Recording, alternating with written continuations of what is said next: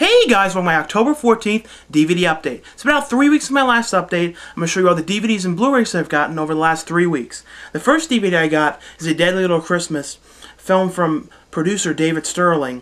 I actually interviewed him about 2 weeks ago, so if you haven't seen that interview, definitely check that out. But this is his new film, which just came out on DVD, and it's available on Amazon, and I believe on Netflix to rent.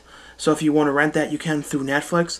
It's a very shot-on-video style 80s throwback film. It takes place during Christmas. It opens with Felissa Rose, best known for Sleepaway Camp, who played Angela in that. And she was in the original Sleepaway Camp and the Return to Sleepaway Camp, which came out about 2 years ago.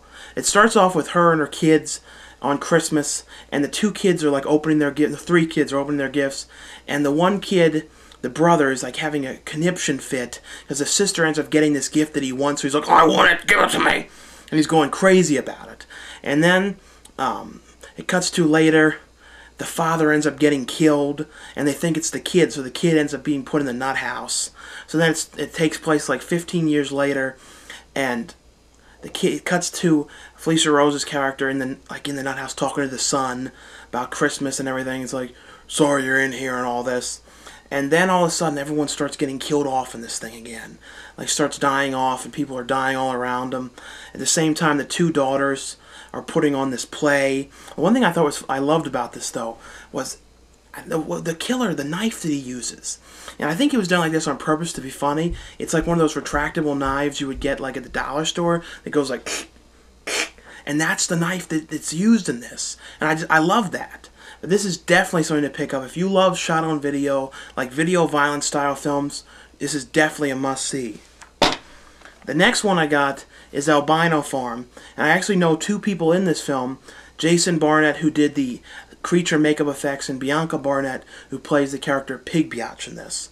And that's the character with the hook, which is basically the coolest thing in the film. That and the creature effects, but that's about it.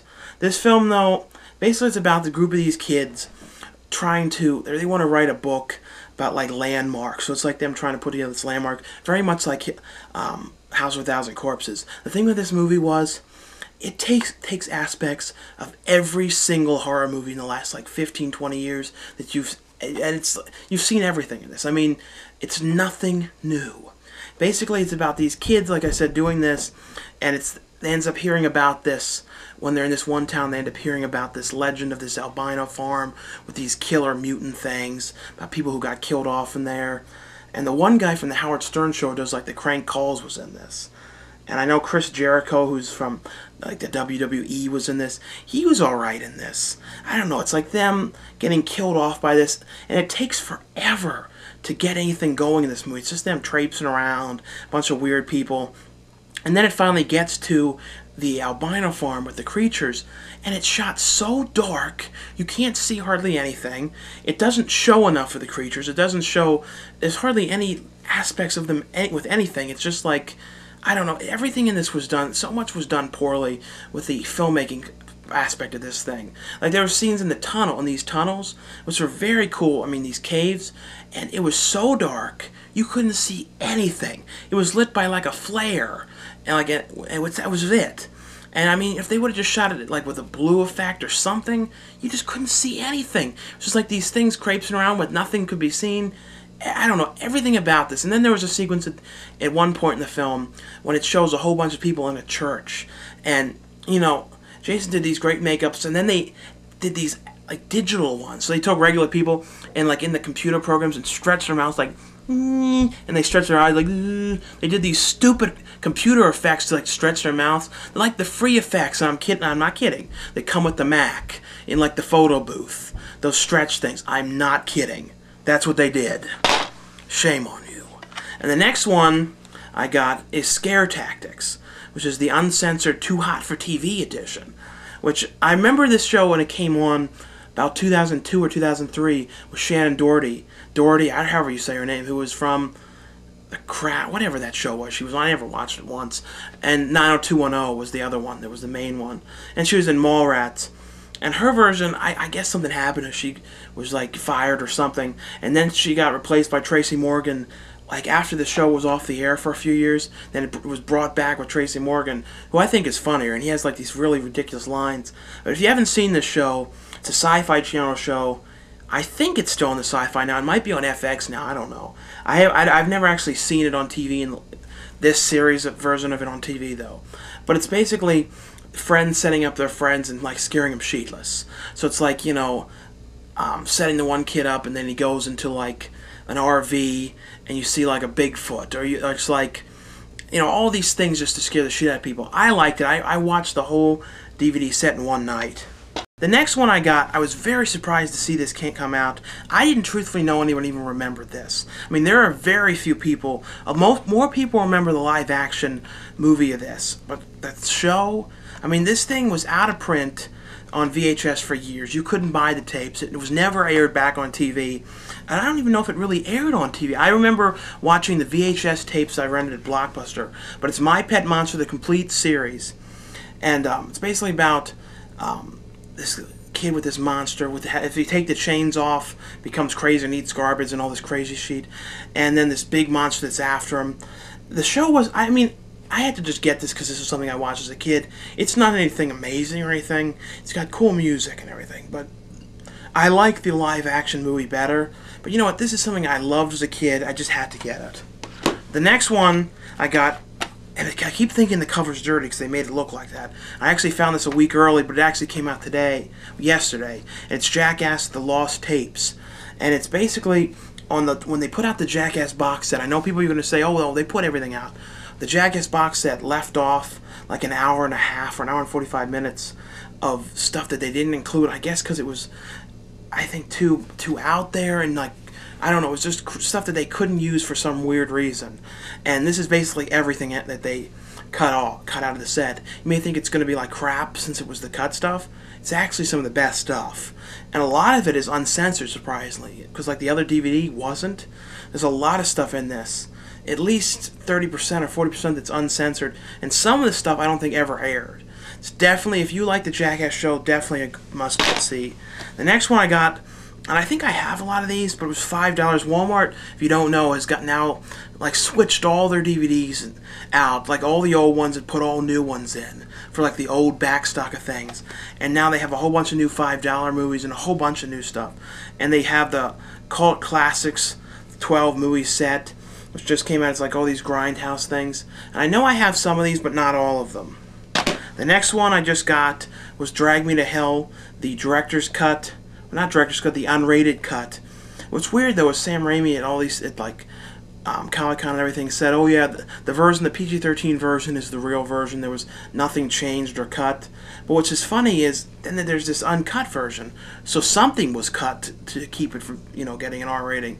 I haven't gotten to watch this new version. I really like the theatrical cut of this movie. Basically, this girl that worked in a loan office and wouldn't give this old woman a loan, and the old one puts this curse on her. So all this bad stuff starts happening to her. It's definitely a must-see. I actually reviewed it more in a Don and Murph review a while back. The next one I got, and I buy every season of this, and now they're over. And it's the Married with Children, the complete 11th season. And it's like the final season. Yes, it's over. And I've always liked this show. The last episode of this series was a little weird. It was like Kelly engaged with this guy and thinks she's going to get married. They always do something like those kind of episodes in the final episodes. And it was alright. This is another $5 one I got that I didn't even look at. It's like a 3-movie set. And it has Harm's Way, Hack, and Baby Blues. Which I don't think I've ever seen any of these anywhere. So I don't know if they're any good or what. What's funny is they're from Phase 4 Films, which is the same company that put out My Pet Monster. So, I don't know. The next one that just came out was a re-release from a real company. The other company was like a Good Times, or a real cheap company that put the old DVD out, of The Gate. This is about these kids that, I think they play a backwards record, and these demons come out of the ground. It was a very, very good movie. It's Stephen Dorff in it, who was in like Cecil B. Demented and a lot of movies when he was a kid in this. It's from 1987. They made a sequel to it I talked about in a couple updates ago, which was not very good. It was alright. This, though, is definitely a must pick up. I haven't gotten to look at the new features on it, though. Well, the next one I got is Children of the Corn, and a lot of people say, Sean, you just bought this on Blu-ray.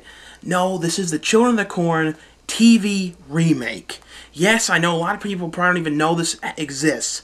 It does. They made a TV remake of this, which is basic. Stephen King actually wrote the teleplay to this. So it's more true, way truer to the book than the original film. But is it better than the original film? No. Is it better than any of the sequels? Like those, like the 5 and 6, like the late sequels? Basically, it's about, if you don't know, this version's about a couple going out, like a couple that's like been married for a while. They're like fighting. The one husband got back recently from the Vietnam War, so she's like yelling at him the whole time, and on this car ride. I think they're going to California to get away or something. I don't know what they were doing. But then they end up hitting this kid, and the one's like, see what you did? You did it. You killed him. Are you happy now? Just like you did to the people in Vietnam. You happy about this? Look what you did. And then he's like, no, I didn't kill him. Someone slit his throat, and I hit him. He was dead before I hit him. Then he puts him in the trunk, and they're driving around, and they get to this town, which is deserted like in the original film. And the thing that's weird about this was, if it's supposed to be a different version, why did they cast a kid that looked exactly like Courtney Gaines? It's basically they were taking aspects from the original one they liked, and then they had this kid, I think they replaced the Isaac character. In the original one, was this very creepy kid is the main one that was talking about the God and like the main head of the kids. And the kid they got in this is from Dexter, and he's, I don't know, they put him in this gigantic hat, which, I mean, I don't know if you're supposed to laugh at him or what. I mean, that hat is so giant, it was like in Scary Movie 3, the joke with the big hat. I don't know, it's this, and then they had these other kid actors in it, which were like terrible. They were, half the time, they were in the back like laughing like, with these stupid expressions. It was really bad. And there was like pointless sex scene in it, and like that didn't make any sense to it. I mean, I don't know, the context of it was so strange. And then it's like, the original one had these supernatural aspects to it throughout the movie, like there was something going on with the corn, and the corn was alive and all that. In this one, all of a sudden near the end, that aspect starts. In the original film, it was throughout the whole thing. And the thing is, I know it's closer to Stephen King's. I know Stephen King wrote the screenplay to this. But the thing is, I know Stephen King always gets mad because everybody screws up his films. I mean, he screws up his books to film. The thing is, they're not really screwing them up. They're making a good movie with them. They're just not making it the same way as the book. And that's what happens, I mean, like, things are changed when a book goes to film. It's never going to be exactly the same. But, this is his version of it. And, I mean, I don't know, it's okay. I don't know, it's not okay. It just sucks. There are a few interesting things about it, but just watch the originals. Ugh. The next one I got is from the Ghost House Underground, and I got all 4 of these, but I only got to watch 2, so I'm going to talk about the 2 I watched. The first one is The Children, and it's about these kids, I think it's in England, it's about these kids going to a party, or it's a party at this house, and something's going on with them. Something's wrong with these kids. They're very strange. They're coughing. And then all of a sudden they all start changing into like these killers. So they start killing off the parents. It's like this kind of a disease that's spreading. I think it's through touch or cough. I don't know. This is a very good film though. I mean, and a lot of people are going to think, since it's from this Ghost House Underground, they're going to think it's like some kind of like, oh, it's just a gimmick or something, because they're putting this on and putting these out. It's actually a very cool film. I know it says from the makers of the Evil Dead trilogy. It doesn't have anything to do with that. The makers pick the films, or they put their name. They're part of the Ghost House company, so it's them putting out these obscure films that people probably wouldn't get to see otherwise. This is definitely a must-see. The next one is based on the Jack Ketchum book, and I don't read any books, but if I read books, I probably would read Jack Ketchum books. He also did the film The Lost, which, I mean, he wrote the book The Lost, which the film that my friend Ruby LaRocca was in. It's a very cool film. But this film, Jack Ketchum's The Offspring, is about these, I don't know if they newly couple that moved into this house, but one night this guy sees this very strange, like 70s looking woman, naked woman outside of his house. And he's like thinking, what's going on? And it's this group of these tribe of these really weird people, like going out through hunting people and like killing babies.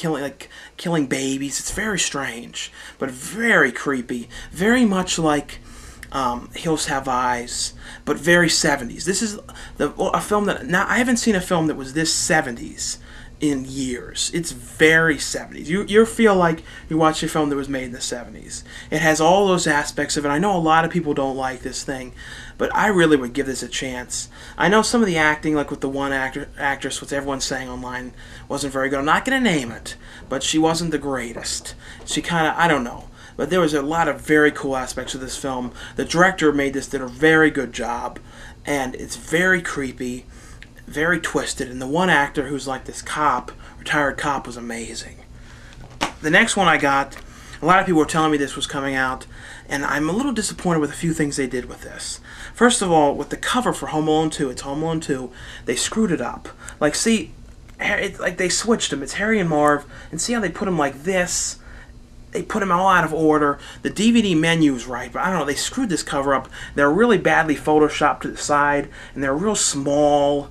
I don't know. And the thing that sucks about this is, why couldn't they have put some goddamn features on this? I mean, what is it with sequels to movies always getting duked on? Ghostbusters 2, the original DVD, no features. I'm sure when it finally comes to Blu-ray, well, probably no features. And Home Alone 2, no features. Just a trailer. The thing is, you know there was cutscenes. You know there were outtakes. You know somebody has them.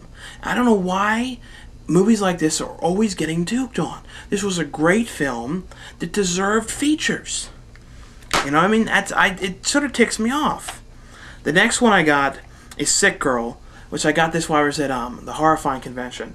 And this was very cool. The one actor in this was the same actor who was in The Janitor, who actually directed the film as well. This is about this like crazy girl. It opens with her killing these kids on the bus, and it actually had throwback 80s synth music. I know he's talking about synth music. I know, but it really had true, like really cool synth music in the beginning. It's basically her killing these people on the bus, and there's something wrong with this girl. Basically, it's her and like keeps flashing back to her remembering her brother who was training her. He was trained to go into the army or the Marines, and she was training him all these moves and everything. And he goes out to the war, and he's away all this time. And why he's away, she's like killing these people, having these kids drown other kids. There's a very twisted ending to this movie. I don't know. It's very difficult to explain. Very cool though. The next one I got, I'm sure some people are saying this is out. Well, I haven't seen this anywhere. Well, it's a Target exclusive. I know you don't hear much about Target exclusives. There are a few though, and this is the Gremlins Blu-ray Target exclusive edition. And it basically has all the features from the old, I think 20th anniversary edition DVD. Hopefully they put out the sequel of this on Blu-ray too. The picture on this was decent, not as good as it could have been. It was like, when you compare it to the picture of Creepshow 2, which I think was made like a year or two before this, it was a bit better. I think 3 years before this, it was a bit better. But, if you haven't seen this, it's about this kid for his birthday gets this Mogwai, which is, Gizmo, and if you feed it after midnight, or get it wet, like becomes big, creatures, like these eggs come. Everyone's seen this, but it's definitely a must pick up if you don't have that. Next one I got at Horrifying as well, and it's The Sleeping Car, which is a DVD-R version, which is a very weird film I've never seen before. And it was this kid that, I think he was 30, he was going back to graduate school, and he just got out of a divorce, so he was moving into I think he tried to get an apartment, but he ended up getting this, for some reason he got a place in the sleeping car, like an old train. So I've never really seen that before, like someone living in an old train. And he ends up getting this thing, the train's haunted by this woman's crazy old husband. And like he was a deviant pervert husband. And anyone that comes into the house gets like killed in the sofa bed. It's very peculiar. Very cool though. The next one I got is Trent Hagar. You did an amazing job with this, right, with the writing of this movie, and it's Dead Girl. It's about these kids that are like they're ditching school, they're just screwing around, and they say, "Oh, I want to hang out at the nut house." So they go down to the nut house, and they go down like they're just searching through it, screwing around, breaking bottles, drinking booze, and they go down to the basement and they find this locked room. They burst through the room and they see this naked girl chained up down there, and you find out that there's something going on with this girl. How could somebody be living down there like that? The door was like, rusted shut. She would have been in there for years.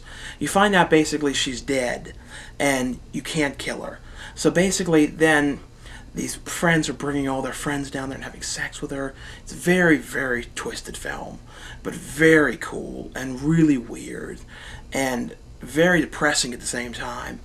I don't know. It's definitely a must-see film. Well, the next one was The Hills Run Red, which I was saying was a Warner Premiere film. And it was about this group of these kids trying to track down this lost film. All they have is a trailer of this thing. And it's this weird, lost horror film that they are going on this mission to try and find. There was another film similar to this that came out, I think called Carver, or Carved, something like that, which was a little bit better.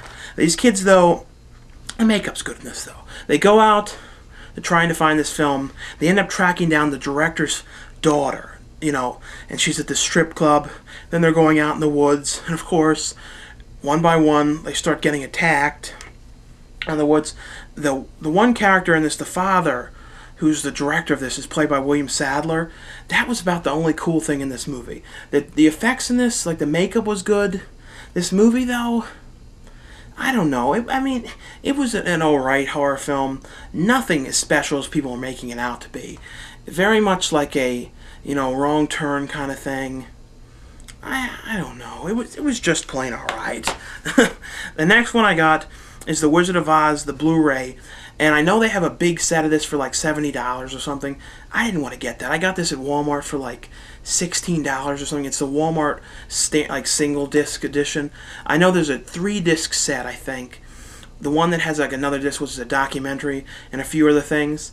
But I only wanted the film. And the film for a film that was made in 1939, I think, it looks really good. It's better than you would ever seen this, better than you would expect it to. It's not like an old transfer of the film, it's a new one.